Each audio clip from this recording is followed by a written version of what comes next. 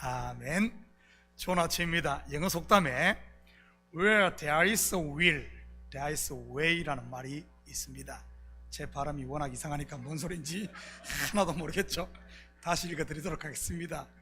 Where there is a will, there is a way. 우리말로 번역하면 뜻이 있는 곳에 길이 있다는 말이지요. 아마 학창시절에 많이 들어보셨을 것입니다. 젊은이들에게 도전을 주는 말이지요. 참으로 멋진 속담입니다 라고 제가 말하면 어떤 분들은 거부감을 가질 수도 있을 것입니다. 목사님, 무슨 말씀이세요? 잠언 16장 1절에 마음의 경영은 사람에게 있어도 말의 응답은 여호와께로 나오느니라고 했는데, 그것 인본주의적인 이런 사고 아닌가요? 하고 말이지. 맞습니다. 왜냐하면 사람이 아무리 뜻을 정하고 용을 써도 하나님이 허락치 않으면 안 되니까요. 그런데 빌립보서 2장 13절에 보면 너희 안에서 행하시는 이는 하나님이시니 자기의 기쁘신 뜻을 위하여 너희에게 소원을 두고 너희에게 뜻을 두고 행하게 하시나니 라고 말하고 있습니다. 정리하면 우리 안에서 뜻을 정하게 하시는 분이 하나님이시라는 말이지. 그러기에 뜻이 있는 곳에 길이 있다는 말은 신앙적으로 봐도 틀린 말이 아닙니다. 단지 뜻을 주시는 하나님을 우리가 때로는 인지하지 못했기 때문인 것이지. 제 삶의 발자취가 바로 이러한 경우 같습니다. 제가 하나님을 알기도 전에 하나님께서는 제 마음에 이러한 소원, 뜻을 주셨으니까요. 그리고 저는 그것이 확실히 무엇인지는 잘 몰랐지만 그 뜻을 쫓았던 것이고요. 인생의 결정적인 순간마다 말이지. 고등학교를 졸업하고 대학과 직장이라는 기로에서도, 대학을 졸업하고 전공을 바꿀 때도, 그리고 신학을 공부해 목회자의 길로 들었을 때도 말입니다. 그뿐 아니라 목회를 하면서 큰 결단을 해야 하는 갈림길마다 언제나 이 마음의 소원을 주셨습니다. 물론 그 순간에는 그것이 하나님의 뜻이었는지 아닌지는 정확히 알지를 못했지만 말이지. 하나님의 뜻을 분명히 안다면 얼마나 삶이 수월하겠습니까? 머리 싸매고 고민하거나 목이 쉬도록 기도로 부르짖을 필요가 없을 테니 말이지. 아마 여러분 가운데도 선택의 기로에서 하나님의 뜻을 몰라 밤잠 설치며 걱정하시는 분들이 있을 것입니다. 학생들은 진로를 놓고, 사업을 하시는 분들은 어디에다 투자할지를 놓고, 직장인들은 직장을 옮길까 말까를 놓고, 가정주부들은 어떤 반찬을 만들까를 놓고, 심지어는 어떤 옷을 입을까, 어떤 옷을 살까를 가지고도 고민하는 것이 인생들 아닙니까? 이런 고민 저런 고민 다 해도 교회를 옮길까 말까를 놓고는 고민하지 마시기 바랍니다. 그러면 제가 슬퍼지니 말이지. 혹시 여러분 가운데 여러 고민들로 밤잠 설치시는 분 계시다면 새벽에 나와 성전에서 함께 기도할 수 있기를 축복합니다. 고민하여 잠 설치는 것이나 조금 일찍 일어나서 기도하는 것이나 그 시간이 그 시간이니까요. 그렇지만 그 결과는 하늘과 땅만큼의 차이가 난다는 것 아십니까? 잠언 17장 22절입니다. 마음의 즐거움은 양약이라도 심령의 근심은 뼈를 마르게 하느니라. 새벽 예배에 오시는 성도님들의 발걸음을 보면 올 때는 마치 1000근짜리 돌을 짊어지고 오는 것 같은데, 예배가 끝나고 기도가 끝나고 나가는 발걸음은 마치 활 시위를 떠난 화살처럼 가볍게들 돌아갑니다. 예배당이 2층이라서 그런지는 모르겠지만 말이죠, 올라오는 길이 웬만큼 힘듭니까? 내려갈 때는 그냥 막 가잖아요. 사실은 제가 그렇다는 말입니다. 20년이 넘게 이 강단에서 설교를 했어도 여전히 예배하러 올라올 때는 긴장이 되거든요. 그리고 예배를 마치고 집에 가는 길은 마치 베드로가 변화산상에서 천상의 황홀경을 맛보고 이대로 가좋사오니 했던 것처럼 행복하고 가벼울 수가 없습니다. 저는 우리 성도님들도 매일 아침 이 마음에 즐겁게 하는, 우리의 마음을 즐겁게 하는 이 보약들을 다 드셨으면 좋겠습니다. 보약 드시면 그 효력이 언제 나타나죠? 안 드셔봐서 알 수가 있나? 바로 나타나는 경우도 있지만 나이가 들면 나타납니다. 저를 보십시오. 보약을 먹어본 적이 없으니 아직 인생의 절반밖에도 못 살았는데도 매일 비실비실 하잖아요.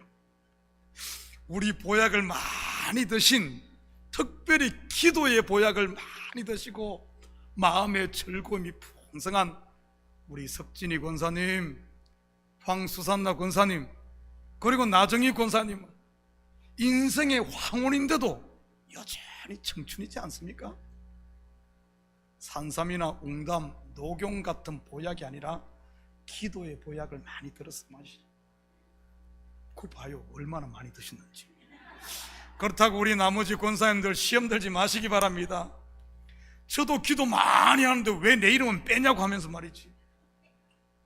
다들 기도의 용사인 것 여기 있는 목사가 다 합니다. 그런데도 저 세 분의 이름을 언급한 것은 우리 교회에서 제일 연세가 위라서 그런 겁니다. 아무래도 연세를 더 드셨으니 더 많이 젊은 사람보다는 더 많이 기도했을 것 아닙니까? 그리고 오늘 세 분은 그냥 가시면 안 됩니다. 다음 주 제가 선교를 가는데 커피값이라도 주시고요. 전 세계에 지금 방영되는 유튜브 참교회 생방송에 이름이 나왔으니까 말이지요. 농담입니다. 또 목사가 매 돈만 밝힌다고 그러지는 마시고요. 우리 권사님들, 연세 드신 우리 장로님들, 자식이 보약 안 사준다고 불평하지 마시고 매일 새벽 기도의 보약들을 드시고 마음의 즐거움을 회복할 수 있기를 축복합니다. 그동안 코로나로 보이지 않게 심신이 많이 허약하고 영혼의 뼈가 말라 있을 테니 말이지. 그렇다면 하나님께서 어떤 사람에게 이런 뜻, 소원을 주실까요? 바로 하나님이 기뻐하시는 일이 무엇인지를 찾는 사람들, 찾고 또 찾는 사람에게 그 마음의 소원을 주신다는 사실입니다. 왜냐하면 그 기쁘신 뜻을 위해 마음의 소원을 주시는 분이 하나님이니까요. 하나님이 가장 기뻐하시는 일이 무엇일 것 같습니까? 누가복음 15장 5절에서 7절입니다. 또 찾아낸 적 즐거워 어깨에 메고 집에 와서 그 벗과 이웃을 불러 모으고 말하되 나와 함께 즐기자. 나의 이런 양을 찾아내어노라 하리라. 내가 너에게 이르노니 이와 같이 죄인 한 사람이 회개하면 하늘에서는 회개할 것 없는 의인 99으로 말미암아 기뻐하는 것보다 더하리라. 한 군데 더 봅니다. 누가복음 15장 22절에서 24절입니다. 이것은 다 같이 함께 읽습니다. 시작. 아버지는 종들에게 이르되 제일 좋은 옷을 내어다가 입히고 손에 가락지를 끼우고 발에 신을 신기라. 그리고 살찐 송아지를 끌어다가 잡으라. 우리가 먹고 즐기자. 이 내 아들은 죽었다가 다시 살아났으며 내가 잃었다가 다시 얻었노라니 그들이 즐거워하더라. 본절에서 하나님이 가장 기뻐하시는 것이 뭐죠? 바로 이런 것을 찾는 것입니다. 그렇다면 우리가 찾아야 할 이런 것이 무엇일까요? 먼저는 그동안 코로나로, 전쟁으로, 높은 물가 상승과 같은 세상의 흉흉한 소식에 눌려 식었던 우리의 열심, 신앙의 열심, 곧 내 속에 계신 그리스도를 다시 찾아야 하는 것입니다. 그리스도를 다시 찾아 마음의 중심 보좌의 왕으로 좌정하시게끔 내어드려야 하는 것이죠. 여러분, 이스라엘의 일대 왕 사울이 블레셋과의 전쟁에서 전사하자 유다 장로들이 제일 먼저 한 일이 무엇인 줄 아십니까? 바로 하나님이 기름 부은 다윗을 왕으로 모셔오는 일이었습니다. 다윗은 예수 그리스도를 예표하고 예수를 잃고 성령의 불이 다 꺼져 마음이 냉랭하게 식어가고 있지는 않습니까? 내 냉괄만 연기만 풍기는 그런 삶 말이지요. 심지어 내가 다니는 교회가 어디인지 담임 목사 이름이 가물가물한 분은 없나요? 2년 3년 동안 쉬어가지고 말이지. 다시 모여 기도하심으로 성령의 충만을 받을 수 있기를 축복합니다. 두 번째 우리가 찾아야 할 이런 것은 바로 길 잃은 양, 곧 하나님의 자녀들입니다. 말은 안 해도 이런 분들 여러분 주위에 수두룩 빡빡할 겁니다. 개 닭 보듯 하며 꿀먹은 벙어리처럼 계시지 마시고 와보라 입을 열 수 있기를 축복합니다.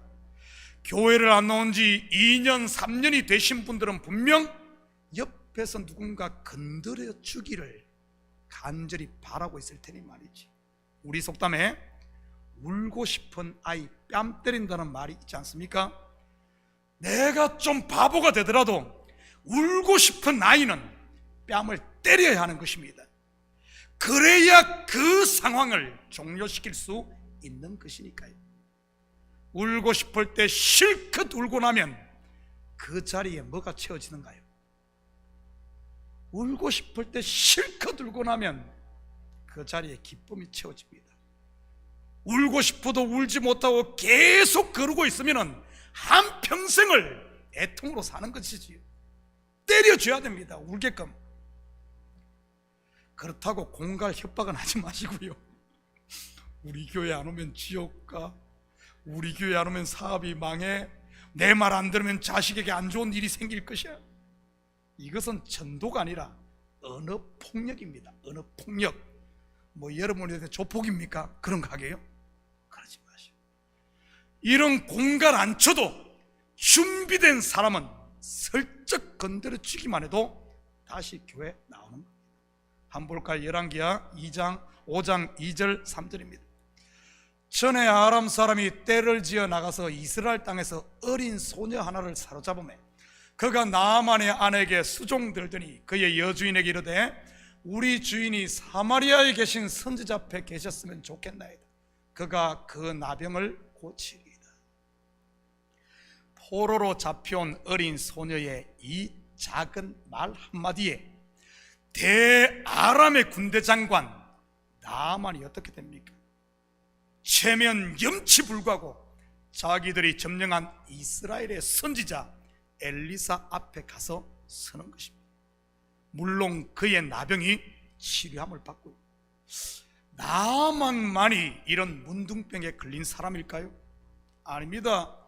세파에 눌려 영적인 감각이 무디어져 가는 이 시대 길 잃은 쉬고 있는 성도들이 영적인 문둥병자는 아닐까요? 목사님, 저는 능력이 없어서 전도 못해요. 목사님, 저는 말주변이 없어서 못해요. 하지 마시고 입을 열 수 있기를 바랍니다. 종살이하던 어린 소녀가 무슨 능력이 있었겠으며 무슨 말주변이 있었겠습니까? 주인의 영혼을 향한 긍휼과 사랑, 그리고 자기의 신앙 고백이 있었을 뿐이지. 그 사람의 믿음과 이 여종의 사랑이 이 나아만을 구원한 것 아니겠습니까?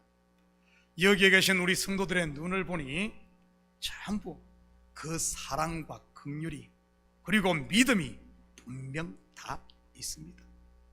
속에서 썩히지 마시고 여러분의 주위에 뿌리시기를 축복합니다.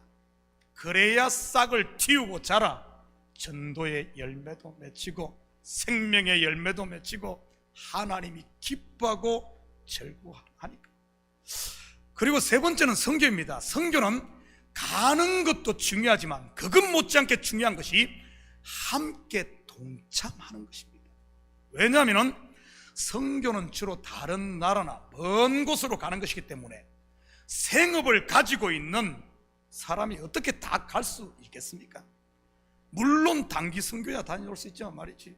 그래서 처음 이방의 선교사를 파송한 안디옥 교회도 바울과 바나바를 따로 세워 파송했던 겁니다. 그렇다면 그들만 선교를 가는 것일까요? 아닙니다. 그 일에 기도와 물질로 동참한 온 교회가 함께 간 것이나 마찬가지입니다. 그래서 그들을 선교사로 세울 때 그냥 세운 게 아니라 안수하여 세웠습니다. 이 말은 다 함께, 안수한단 말은 너와 내가 함께 한다는 그런 의미 아닙니까? 이번에 네 교회 4명의 목사님들이 온두라스 모아카 지역에 계신 최문재 선교사님을 방문합니다. 4명만 가는 선교일까요? 아닙니다. 네 교회 전 성도들이 함께 가는 것이지. 그래서 우리 교회도 성도들의 동참을 위해 여성교에서 선교 후원 돈가스 바자를 하는 것 아니겠습니까? 우리 집에 아주 높으신 분이 한 분 계신데 그분이 시켜가지고 제가 금요일 오후에 돈가스 만들 고기를 2시간 동안 이 기계로 썰었다는 것 아닙니까? 괜히 제가 고기 쓰는 기계를 사가지고 우리 교회 돈가스만 만들면 고기는 죄다 목사가 다 썰어야 해요. 그날 제가 팔 빠지는 줄 알았습니다. 오죽했으면 금요 영성집회 전에 에드비를 2알 먹었겠습니까? 아직까지도 뻐근뻐근해. 이러다가 은퇴하면 문목사 부죽간 차리는 것 아닌지 모르겠습니다. 거기다가 어제 여성교회 회원들로부터 제가 한 구사리를 들었습니다. 어제가 추석인데 집에서 추석상 안 차리고 교회 간다고 시어머니로부터 구박받았다고 하더군요. 그 구박을 또 와서 저한테 다 물었습니다. 주의 일을 위하여 핍박받는 자는 복이 있을지어다. 아멘. 온두라스 선교훈을 위한 돈가스를 아직도 오더하지 않은 분들은 우리 예배 후에 여성교 회장님께 오더하시기 바랍니다. 물량이 남아있는지는 모르겠네요. 왜 이런 일을 하겠습니까? 그냥 교회 재정부에 달라고 해서 쓰면 되지. 바로 성도들의 관심과 동참입니다. 하나님이 받으시는 것은 돈 이전에 성도들의 마음인 것이지요. 하나님이 돈이 없어서 선교헌금 하라고 그러겠습니까? 교회가 돈이 없어서 돈가스 만들어 팔겠어요? 성도에게 있어 가장 무서운 병은 바로 나만 장군이 걸렸던 문둥병, 곧 영적인 감각이 무뎌져 가는 무관심인 것입니다. 무관심. 이 무관심이 이 시대 코로나보다 더 심하게 퍼져가고 있지 않습니까? 여러분 가정에서부터 이 무관심의 병이 들고 있지는 않나요? 교회는 어떻습니까? 이 사회는 어떻습니까? 옆에서 누가 죽어가더라도 내일 아니니 그냥 지나가는 일들이 허다하지 않습니까? 이 무관심, 요즘 유행하는 미국식 언어를 빌리자면 이것은 바로 외로운 늑대가 되는 것입니다. 하나님의 나라는 외로운 늑대들의 나라가 아니라 이웃을 불러 모으고 살찐 송아지를 잡고, 치킨 잡는 게 아니에요. 치킨이 아닙니다. 큰 송아지를 잡고, 여러분 송아지 한 마리 잡으면 몇 명이 먹을 것 같습니까? 온 동네 사람 다 불러 모으는 것 아니에요. 송아지를 잡고 최상급 포도주로 함께 즐거워하며 함께 잔치하는 공동체의 나라, 하나된 나라가 하나님의 나라라는 사실입니다.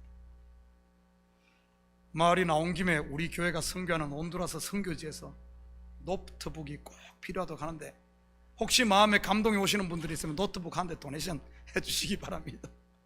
중간 정도가 한 600불 가고 좀 나은 것이 800~900불 가더군요. 없으면 제 사무실에 노트북 있으니 갖다 주면 되고요. 우리 목사님 저러다가 오늘 본문 설교는 언제 하나, 오늘 점심 먹기는 걸렀네. 오늘 본문도 긴데 저도 걱정입니다. 그렇지만 제 전공이 있지 않습니까? 전공을 살려서 시간 안에 끝내보도록 하겠습니다. 13절입니다. 아브라함이나 그 후손에게 세상의 상속자가 되려고 하신 언약은 율법으로 말미암은 것이 아니요 오직 믿음의 의로 말미암은 것이니라. 우리는 지난주 설교에서 믿음의 조상 아브라함과 이스라엘의 위대한 왕 다윗이 받은 의의 출처가 어디인지 살펴보았습니다. 스스로 쌓은 율법의 행위가 아니라 하나님의 주신 믿음이었습니다. 그런데 이 믿음은 언약적 믿음, 곧 하나님의 은혜로 주신 것이지. 오늘 본문은 이 사실 똑같은 내용을 상속이라는 관점에서 다시 설명을 합니다. 일종의 보충 설명인 것이지. 그렇다면 왜 바울은 같은 내용에 이렇게 설명을 더덕더덕 붙이는 것일까요?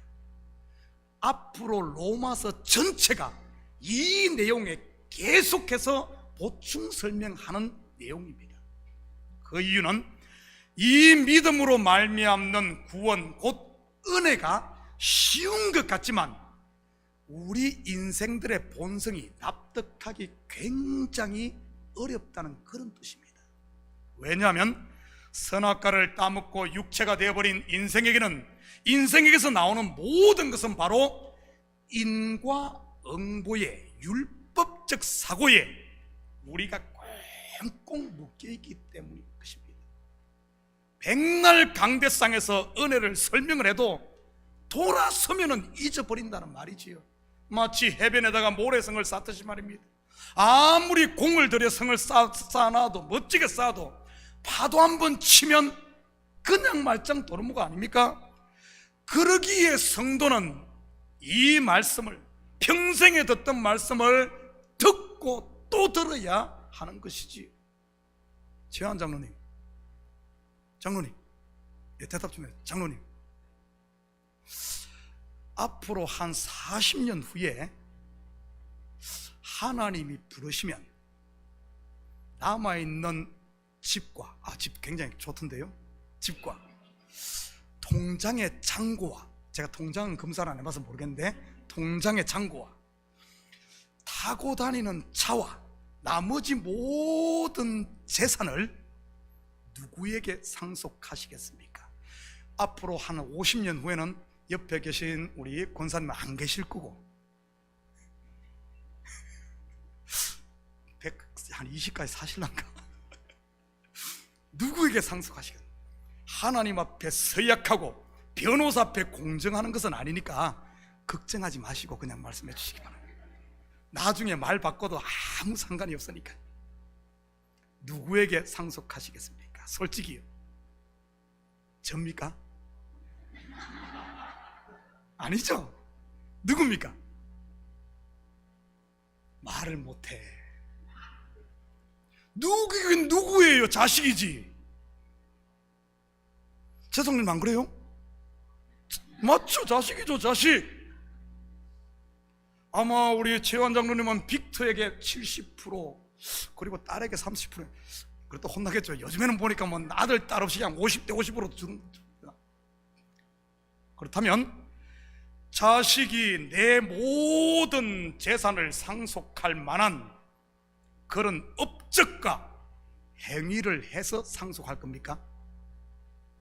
아니면 이유여하를 막론하고 핏줄이기 때문입니까? 당연히 핏줄이기 때문이지요. 그렇지 않나요? 그 핏줄이 누구에게서 난 것입니까? 빅터 스스로 노력해서 만든 겁니까? 아니면은 우리 집사 장로님과 권사님 부모로부터 타고난 것입니까? 당연히 부모로부터 타고난 것, 곧 주어진 것 아닙니까? 마치 이 세상의 상속이 그렇듯 영원한 하나님 나라의 상속도 마찬가지라는 겁니다. 바로 하나님이 우리에게 주신 언약적 믿음, 그것이 의가 되고 내가 상속자가 된다는 말입니다. 상속은 은혜요 선물이라는 말이지. 14절 계속해서 봅니다. 만일 율법에 속한 자들이 상속자이면 믿음은 헛것이 되고 약속은 파기되었느니라. 그런데 이러한 상속이 단순히 시험 성적이나 능력 아니면 그가 얻은 메달의 개수로 결정이 된다면 어떻게 되겠습니까?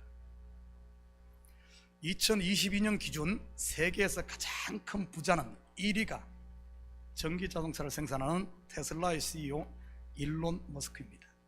2위가 아마존의 창업자 제프 베이조스, 그리고 3위가 프랑스의 베르나르 아노로서 여자분들이 좋아하는 명품 브랜드 루이비통의 CEO입니다.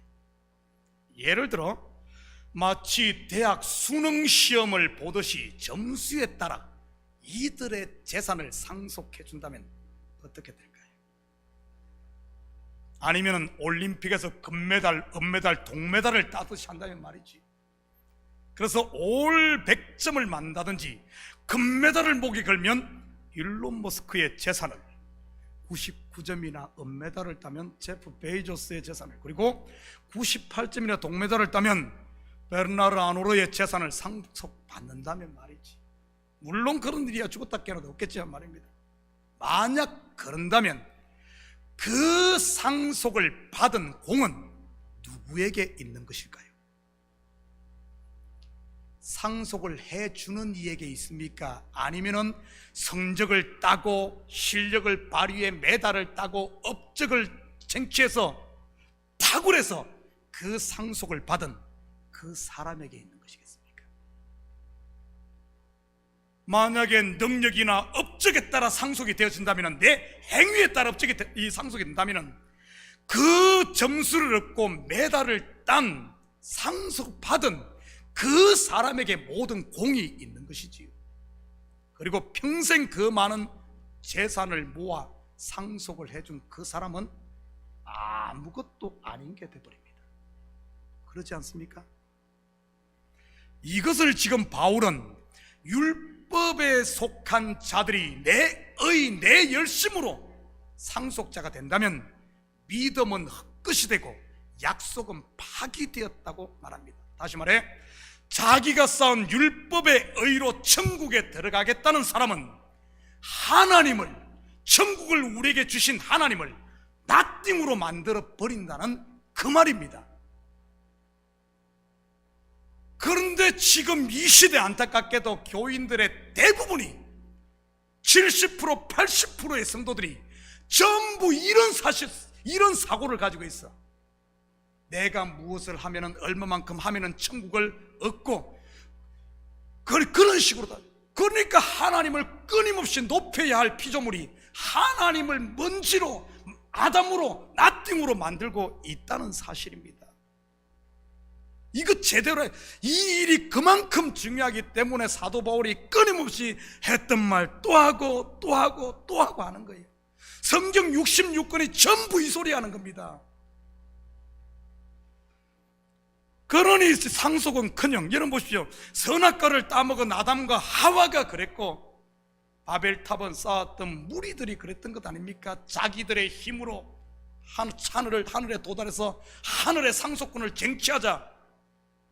그러니 상속은커녕 쫓겨나고 무너졌던 것이고요. 16절입니다. 그러므로 상속자가 되는, 뒤에서 조네요.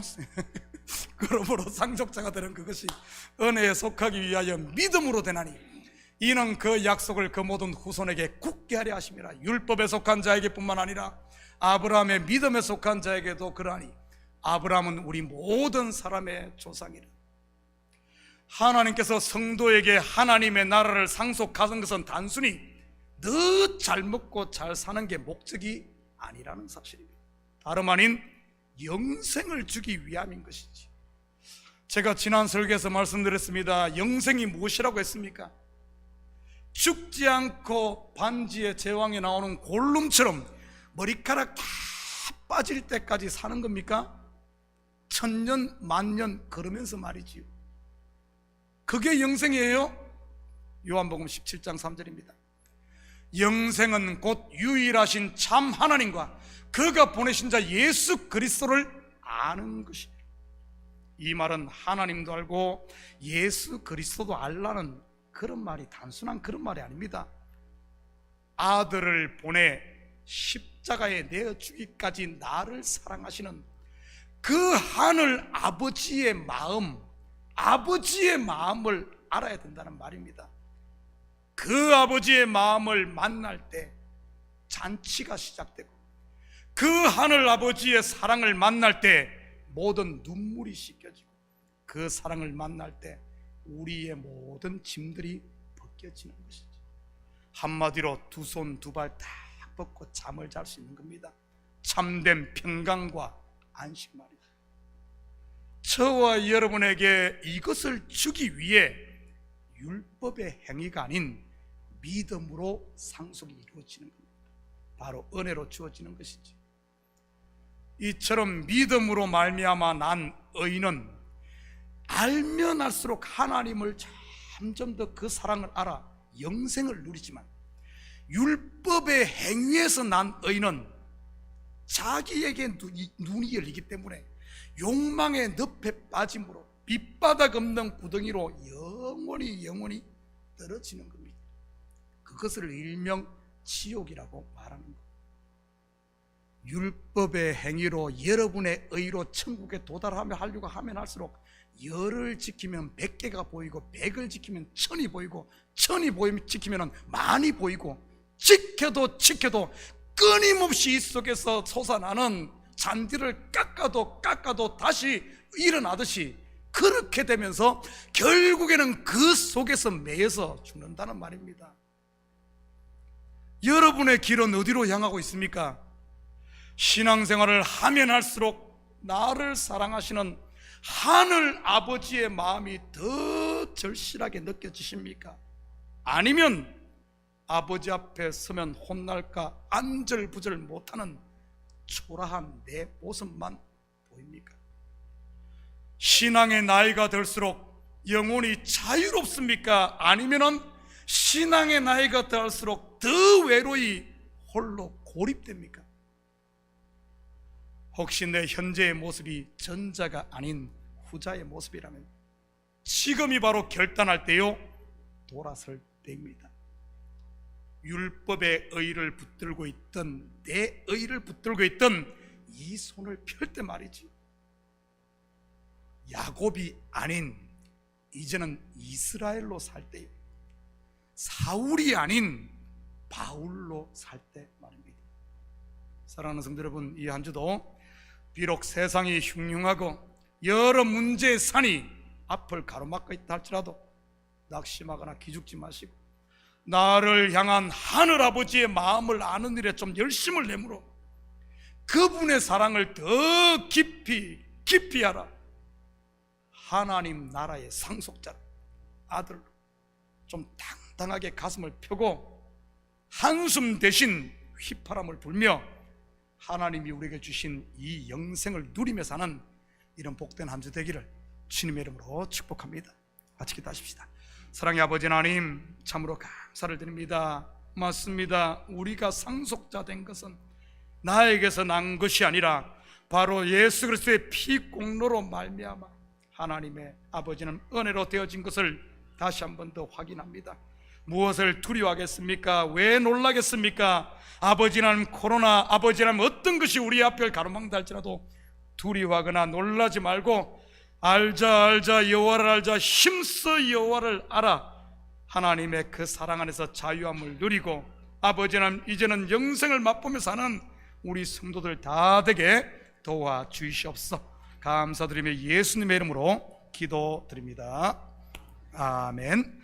자, 우리 다 같이 자리에서 일어나서 우리 함께 찬송 304장 우리 찬송 부르시는 게